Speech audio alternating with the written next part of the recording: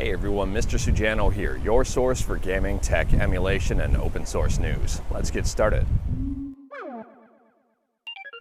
Alright, to kick things off, I'm going to do things a little bit different in this video. Instead of recording showing you the background in my cabin, I'm going to be showing some of the video that I recorded today of some of the great scenery, and I'll just do a voiceover of that. Mrs. Sujano is still sleeping about 5 feet away from me, so I still have to keep my voice down. So first up, we're talking about PlayStation 4 emulation on PC with FPS4. And FPS4 just hit a massive milestone. They've got 100 games listed as playable. If you are curious about this one, I'll drop a link to the FPS4 compatibility chart in the description below, and I do recommend checking this out. It is absolutely amazing to see PS4 emulation start to take off. Next up, we're talking about emulation front-end Launchbox. And Launchbox on Android just got updated to version 1.12. Convenience is the name of the game for this release. They're trying to make setting up RetroArch a heck of a lot easier. It'll automatically download the cores you need and hopefully update everything as well for you. For example, their pop-up says, "We recommend RetroArch as the best way to play Super Nintendo Entertainment System games on your device. RetroArch does not appear to be installed, but we can automatically download and configure it for you. Would you like us to download and install it?"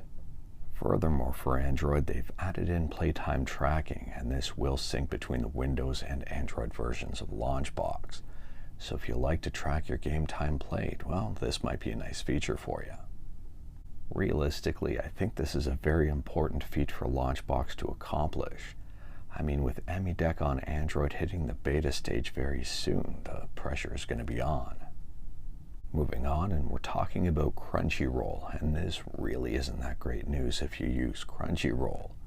And this really isn't great news for an all-digital future. This one was spotted by fellow YouTuber EposVox, and EposVox says Crunchyroll is shutting down the Funimation streaming service and deleting everyone's purchased copies of stuff, while also hiking their own prices.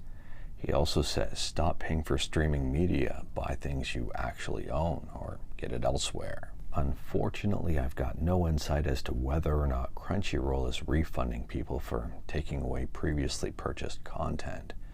I would venture a guess as to say no, but I could be wrong. Realistically, in my opinion, this heavily encourages stuff like piracy. I mean, it was available, people paid for it, and now it's not. Moving on, and this is a pretty quick one. There was a report earlier on that said 95% of studios are working on or aim to release a live service game. And this is a little bit misleading. According to the article, 537 studios were surveyed from across the globe. And this got a lot of people up in arms thinking that live service games were going to be the ultimate future. However, the survey defines live services as any regular update cadence planned for a game. While I'd argue a whole bunch of AAA studios would love to release a live service game in the near future, I would also say based on this definition, even some indie games would be treated as live service games. I mean, even Stardew Valley is still receiving updates. In my opinion, companies can be opportunistic when it comes to live service games. They push out crap and hope for people to pay them, and then slowly make the game better over time, as minimal as possible. And then there's some other companies who push out a very good product and continue to make it very good and evolve it over time, making it something absolutely incredible. Let me know your thoughts about live service games in the comments below. Next up, we're talking about Ace Magic PCs. And a lot of these mini PC reviews have been floating around YouTube, and a lot of people seem to be relatively happy with them. Anyways, it turns out there may be a little bit of a problem with some of the early models. I'll drop a link to the NetGuy Reviews YouTube video in the description below, and I do recommend checking it out. It turns out he found some malware on one of the Ace Magic devices, and the creators of the Ace Magic confirmed that there was malware on it. They said for future devices this issue has been taken care of, but they did own up to the fact that there was malware on these devices. In my opinion, this is a massive red flag for Ace Magic. I don't know how many of these devices they shipped out that contained malware. If you do have an Ace Magic device, I'd recommend completely wiping it and installing Windows Fresh on it, or possibly even Linux. Moving on, and we're talking about Disney. And it turns out that Disney has just invested $1.5 billion. That's billion with a B, in Epic Games, all surrounding Fortnite.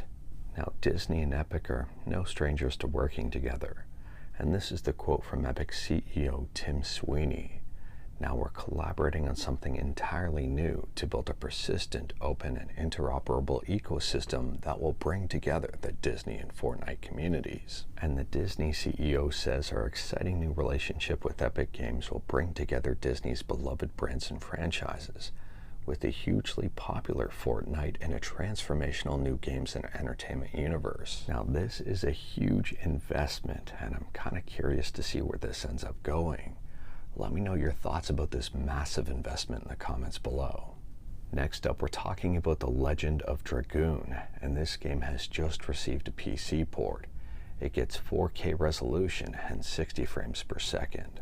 If you are curious about this one, I'll drop a link to the YouTube video in the description below and feel free to check it out. You can see some gameplay, and there's a very good link in the description of that video.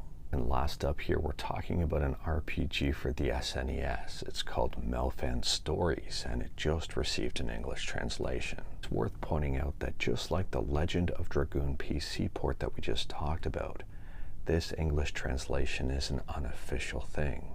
Anyways, if you are curious about it, I'll drop a link to the romhacking.net page in the description below, and feel free to check it out. But anyways, that is all I've got for you in this one. Straight to the point, all stuff and no fluff.